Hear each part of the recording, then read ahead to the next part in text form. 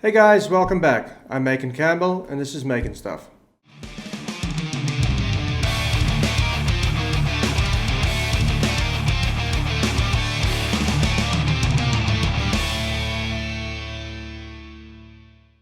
So let's pick up right where we left off. So in the last episode we finished up these bike storage brackets which I made.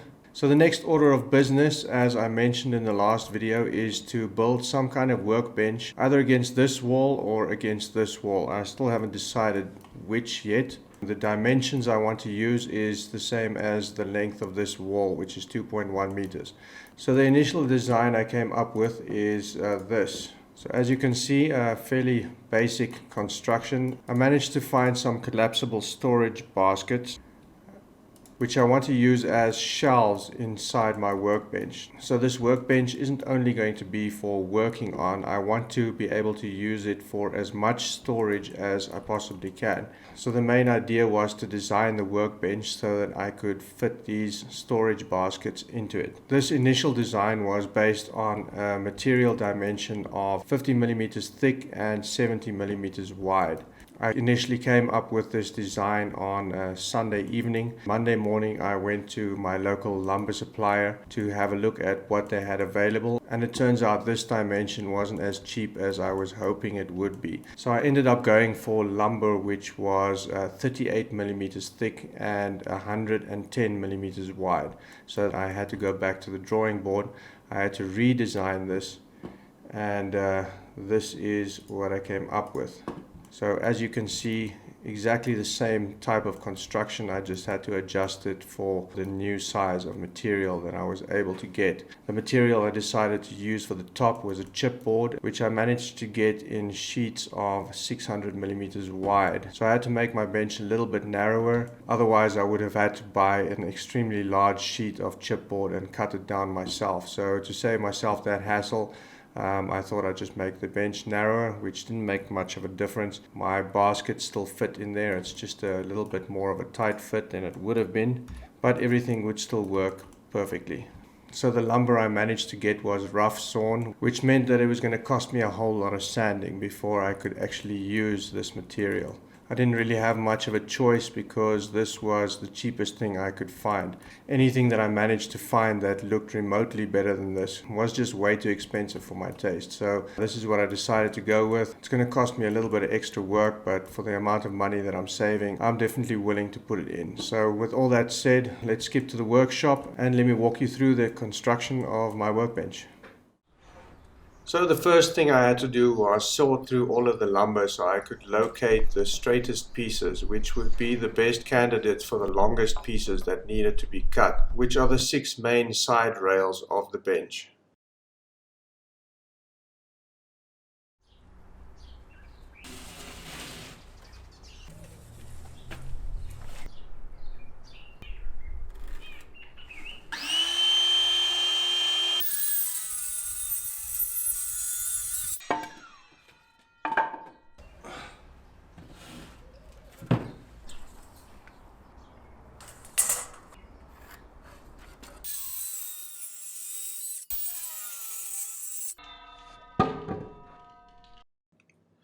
So each one of the 6 legs of the workbench consists of 4 main pieces. The first being the main body of the leg, which is the longest piece, then 2 spacers and a filler block at the bottom. This basically creates a lap joint for the side rails to fit in.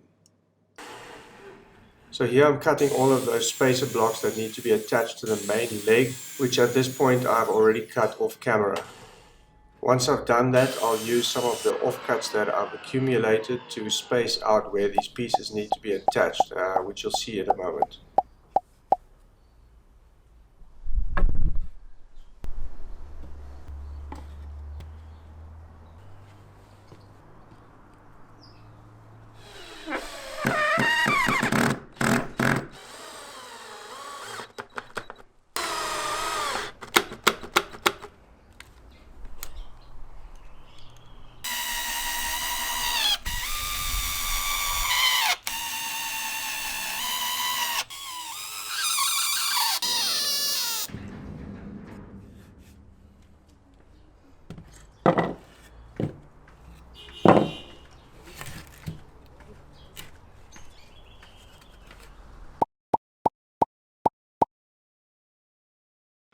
So the last parts that needed to be cut are all the cross members.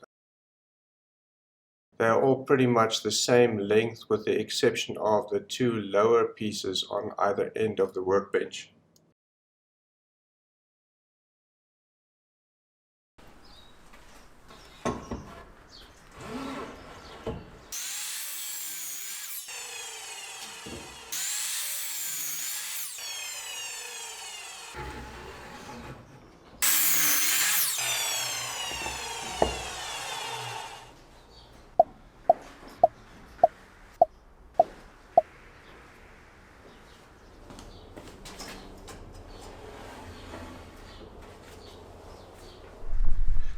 So next was sanding, and this felt like it really took forever. Now the point here wasn't to get a really smooth finish. The aim was just to get it to a point where I didn't get splinters when I run my hands over my workbench.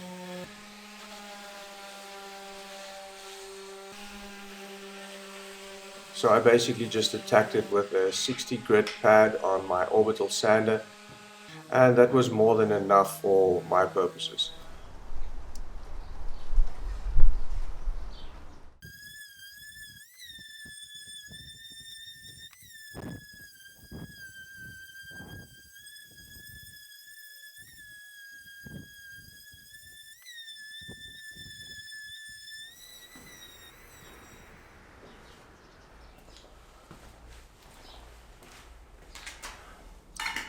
And with the sanding finally done, it was time to move on to assembly.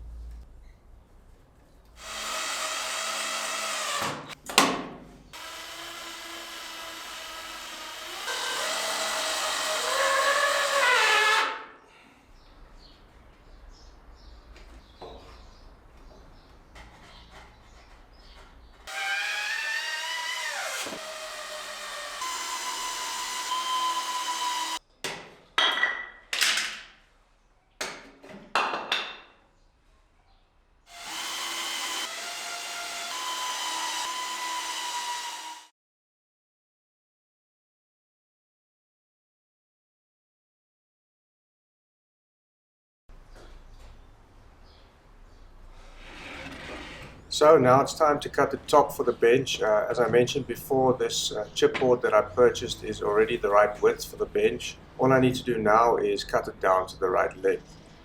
As for the shelves, they're pretty much the same dimensions. The only difference is I have to make cutouts for the legs as well as cut them in half so that I can fit them in place, as you'll see here in a moment.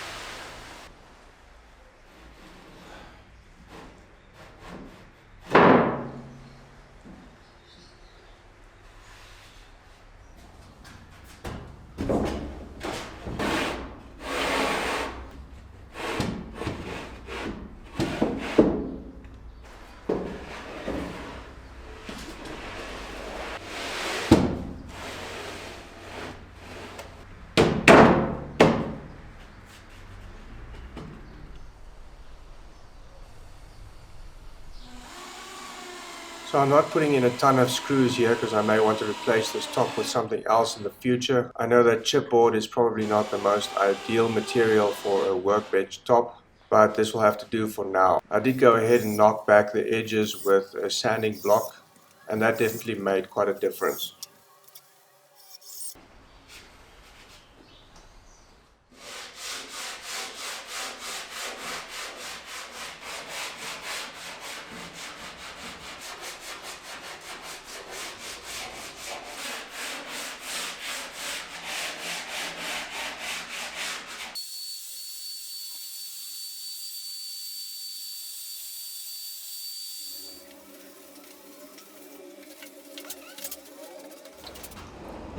So this thing turned out to be quite a lot heavier than I expected it would be, but nevertheless I still managed to move it. I don't know if this is going to be the final resting place for it, but this is where I've decided to put it for now.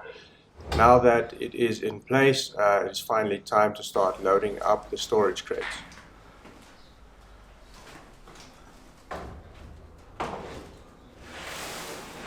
So I've already got a couple of the crates filled. I'm really looking forward to filling the rest of them. This bench is definitely going to go a long way towards getting my shop a little bit more organized.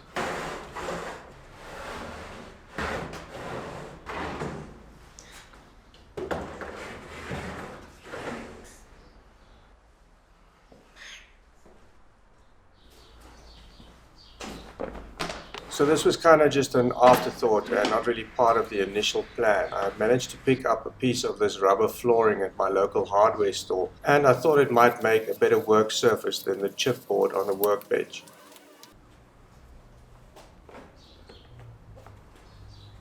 I couldn't get the exact dimensions of the top cut out of this piece, so I had to get a little creative, but I think it worked out okay in the end.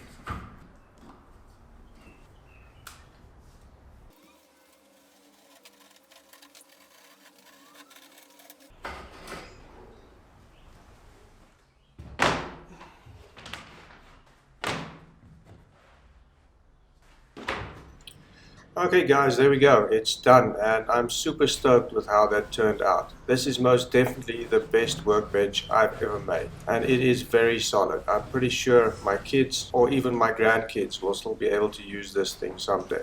So I don't know what I'm going to be doing next, but I'm very excited. It seems like this workshop upgrade is definitely moving in the right direction. This just puts me one step closer to my dream shop.